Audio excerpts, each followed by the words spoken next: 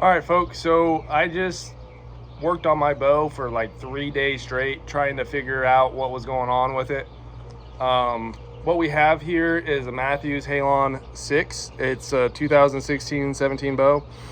Mine's a 2016, so it's a pretty old bow. But essentially, you have these timing holes in your cams for the Mathews bows. And you can see how that string is going perfectly through the center right there. And before, it wasn't going perfectly through. It was just a little bit off, and I was just like, it's okay. It's not that far off. Not a big deal. It's a big deal. They both now are going through dead center of that hole right there. And when I put it on the draw board and I brought it back, my bottom cable stop right here was about a 1/4 inch away from hitting the cable.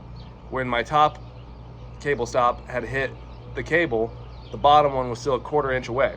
So that meant my timing was completely off, which meant that my cams were not rotating over at the same time. So in order to get rid of that and get my bow back into specs, I put it in the bow press. I take off the cable right here and I would twist it. And you kind of have to play back and forth which one it is. You take a turn out on one side, you take a turn in on the other side until it starts getting close. I recommend doing like a full turn.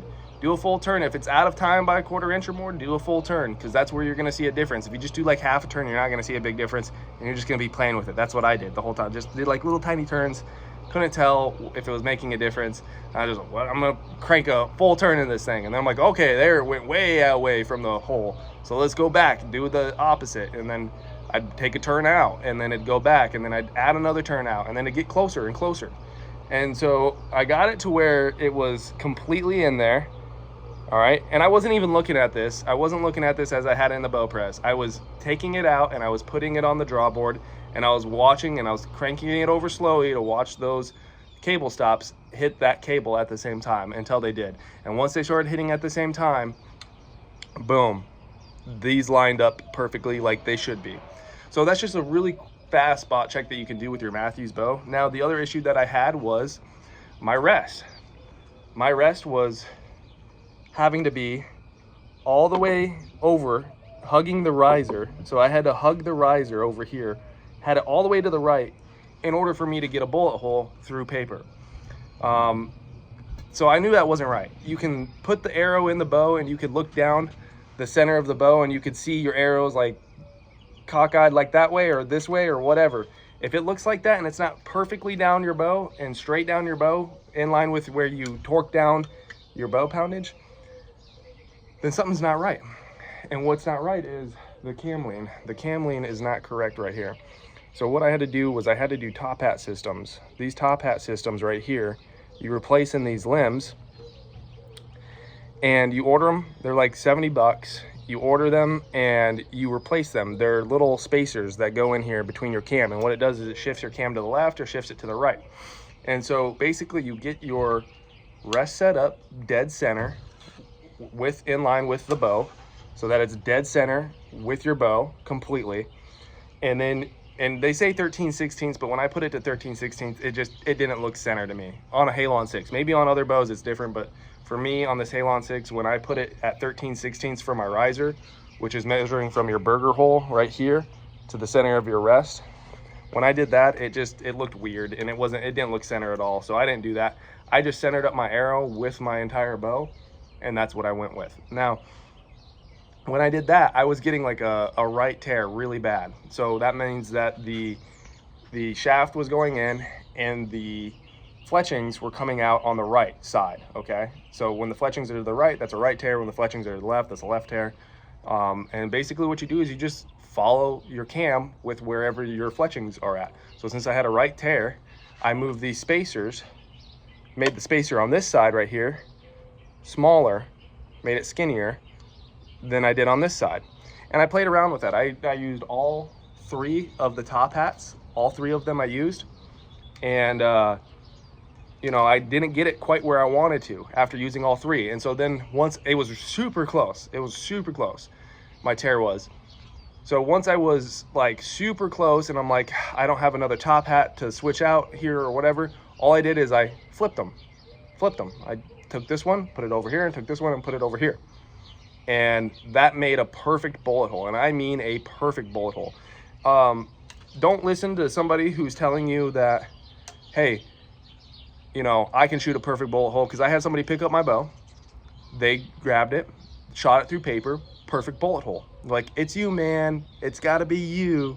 See, I can do it perfectly, but you can't. So it's your technique. I changed my hand position, I changed my technique, I tried to change everything. None of it mattered. Okay, none of it mattered. So no matter how hard I tried, I would not shoot a perfect bullet hole. And I'm trying to be very aware of my form and what I do with my bow and my technique. And I changed my front hand position. I even tried torquing the bow to make it shoot better, and it just didn't make any difference. I had to move that rest all the way over. That's because my bow was out of time, and that's because my cam lean was off terribly. You know, it was off terribly, okay? And so once I centered up my arrow, once I adjusted my cam lean, moved it back and forth, lo and behold, all of a sudden, I start hitting bullet holes, and everything starts lining up. And now when I shoot, it's literally night and day. It's such a relief for me to be able to shoot very, very consistently. And so I just wanted to share that with you guys, to let you guys know that if you're having issues with your bow, don't just think that you got your bow out of. I went to 2 different shops asking them what's going on, what's happening, my rest is all the way to the right. None of them said go with a top hat system. I had to research on YouTube over and over and over again until I figured it out, until I found out, hey, the cam are supposed to be leaning, or you're supposed to move those spacers back and forth, until I figured out that, hey, this is what is going on, and this is why my rest is all the way over there in order for me to achieve a high bullet hole. Don't think that just because you have a new bow that it's perfect, that it's tuned and all that, and question a lot. My wife has a shirt that says question everything. You know, to an extent that's a good theory, but sometimes it's not the best in some applications of life. But today what we're gonna do is I haven't shot this broadhead after I've tuned my bow. I haven't shot this. I have zeroed my bow for field tips at 125 grain. We have a Levi Morgan 125 Schwacker here, 125 grain Schwacker. We're going to shoot this, and we're gonna see how far it is off of my field tips. Today we're gonna be using the Silverback Mini. All right, this is with Nock On Archery. John Dudley, Nock On Archery, has excellent form teaching, correct positioning, and everything. I work at a bow shop. I work on people's bows. I suggest to every single person to go and watch his videos on how to properly shoot. All right, I had really bad shot anticipation, and this is what I'm using now to get rid of it, and it's helping tremendously. You have to know your bow, and you have to know what's going on with your bow.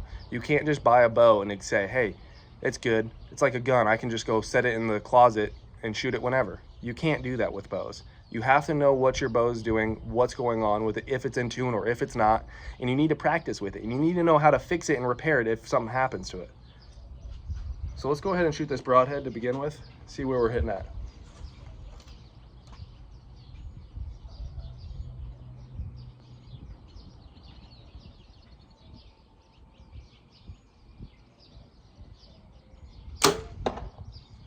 Okay, it's a little bit right from where I was hitting before. I'm also a little excited.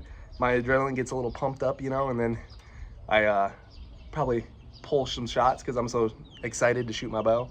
Something I've really experienced before.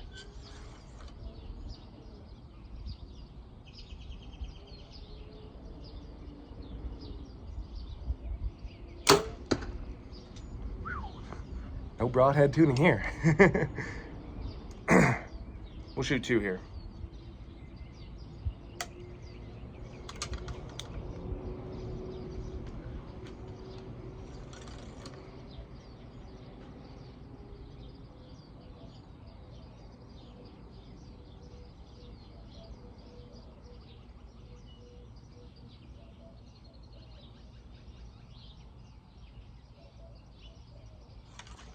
I'm gonna let that down because I was pulling, nothing was happening. Thinking in my head, pull. Can feel my muscles straining. It's not going over well. Let it back down. I have never done that before in my life with archery until I got this release. Once I got this release, I started letting my bow down and being like, you know what? It's not going off. My form, something's wrong with my form. And I've noticed that. And then I'll draw back and everything's perfect. I feel good. And then I'll start just pulling. I can feel my muscles stretching and I'm like, yep. And then boom, it goes. You know what I mean? Never before have I ever done that with any other release in my life. And it's really helped me drastically, because shots that I should have been letting down on, I didn't let down. So let's go ahead. Hope my phone doesn't overheat, because the sun's starting to get to it now. And we are in Arizona, so it is hot here this time of year in spring.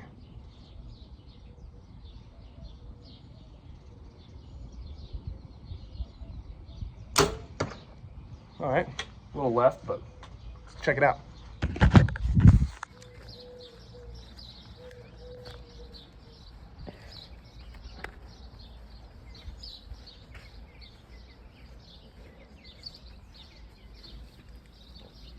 This one's my Broadhead right here. These are my 2 field points. Not the best group, like I said. I'm a little excited. Let's shoot it again, see what happens. But I mean, honestly, I don't know if I would adjust anything for that. I think that's just me.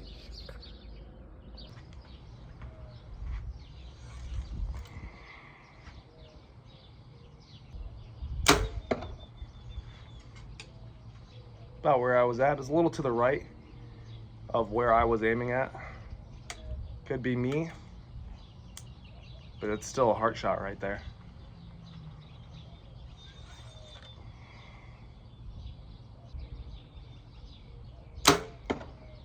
Yeah, right next to it.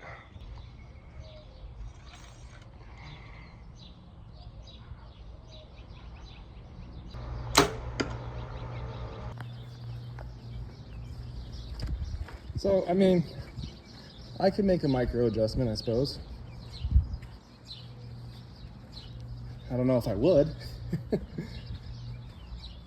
Because those are all 3 arrows in the heart right there. So these are my 2 field tips right here. This is my schwacker. The only thing I'm not quite liking about this setup right now with how I have it is that this schwacker is going in at a different angle. It kind of looks like my arrow is, I don't know if you guys can see that. Looks like these 2 are my field tips. This is my Broadhead. Kind of looks like it's at a pitch like this a little bit. So I don't really know what that's about. But I don't know, I can't even say that because this arrow kind of looks like it too. I think it's just the way it's going into the target, to be honest with you. I don't think I need to make an adjustment for that. But all 3 of those are in the heart right there, okay? Broadhead just a little bit off to the right, which it was last time too. So maybe I can make an adjustment a little bit for that and go from there. But I'm gonna keep shooting it because I'm not gonna just do it 2 times and make an adjustment. I'm gonna make sure that this is what is happening consistently. Okay, so I had my phone the wrong way when I was recording, so I'll just give you guys this view right here. I'm just gonna add it to the video because I walked up to the target and I don't want you guys to think I'm just sticking these suckers in there. So that's where we're at. That's our Broadhead. These are our field tips. All in the heart. So my phone is officially overheating and dying on me. So I shot it again and I'm like a ½ inch from my field tips. All right, I'm not gonna change that, folks. Let's shoot it again for like the 4th or 5th time, and just to have a nice little verification.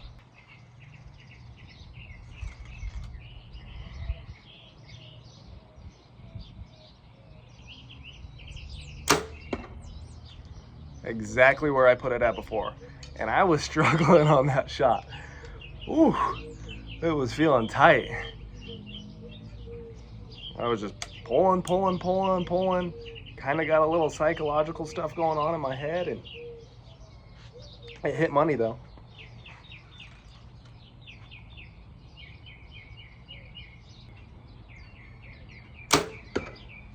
That was a bad shot with the field tip. That's how you know it was bad, is when the field tip hits pretty bad.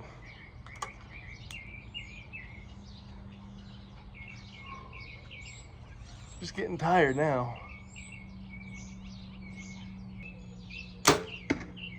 Yeah. All right, let's check it out.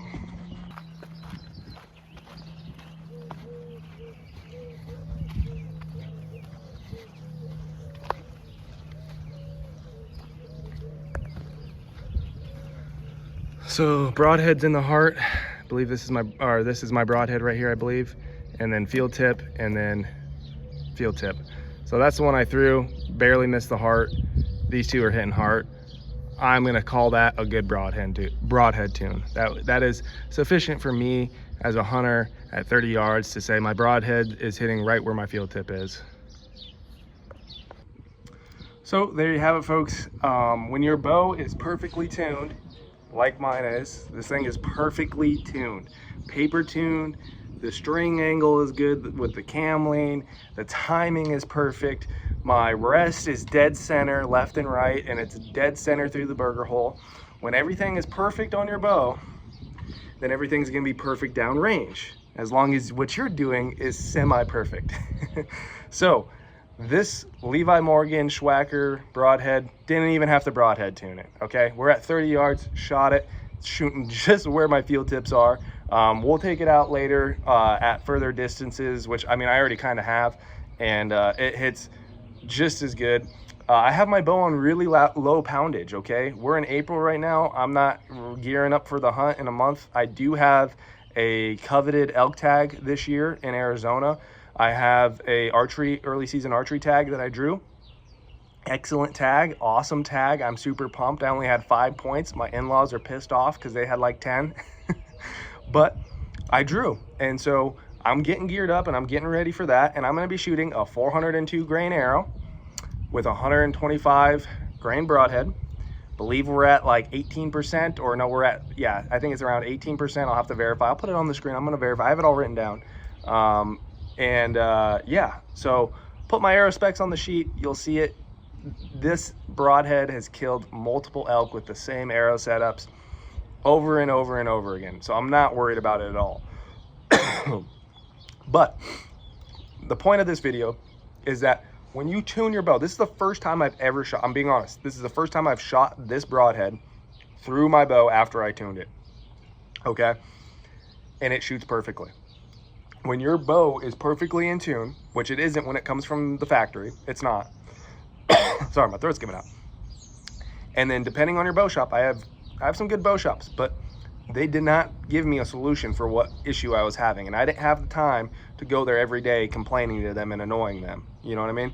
So I have my own bow press. I did it at where I work at Sportsman's. I am an archery guy there. I do work on multiple people's bows myself, but I do have my own bow press at home, and I cut my own arrows and I fletch my own arrows. And after working on my bow and after tuning it like it's supposed to be and paper tuning like it's supposed to be tuned, I can now hit perfectly with this broadhead. I don't know, we'll have to test. Maybe a different broadhead isn't going to tune as easily with this. Maybe I should throw on a giant broadhead and see how it shoots after my bow is perfectly tuned. I don't know. But for the Levi Morgan mechanical Schwacker, you can't beat it, man. I mean, that I didn't have to move my rest. I didn't have to move anything. Didn't touch anything, and it's perfect. Okay, so question things. Question if your bow's in tune. Look at it. Do your due diligence. You have to put work into your archery stuff. You can't just take it to a shop and say, hey, fix it for me. Figure it out. Because they're not going to figure it out for you, especially if they're pushing a lot of bows through.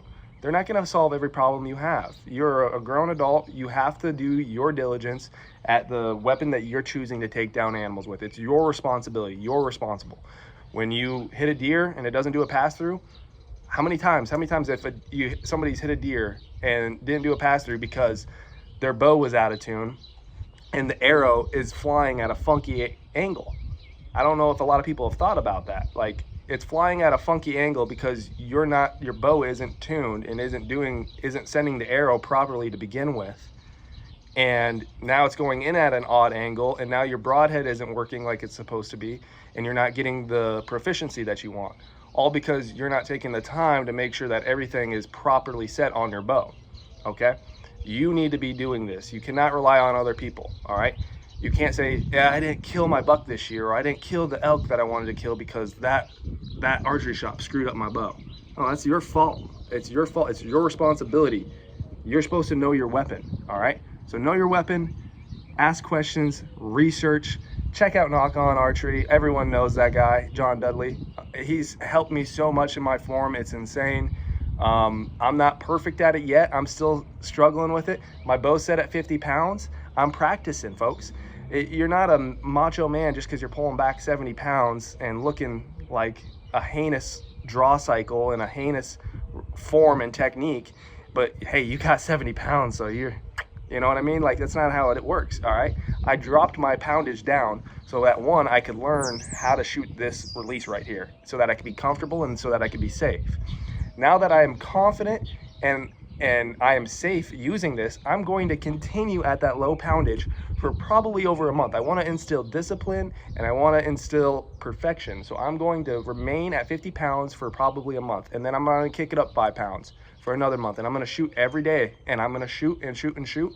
I'm going to keep on practicing, and I'm going to bump the poundage up, and I might stop at like 65 is where I might end up being at, because that puts this arrow at 6.18 grains per pound for my bow.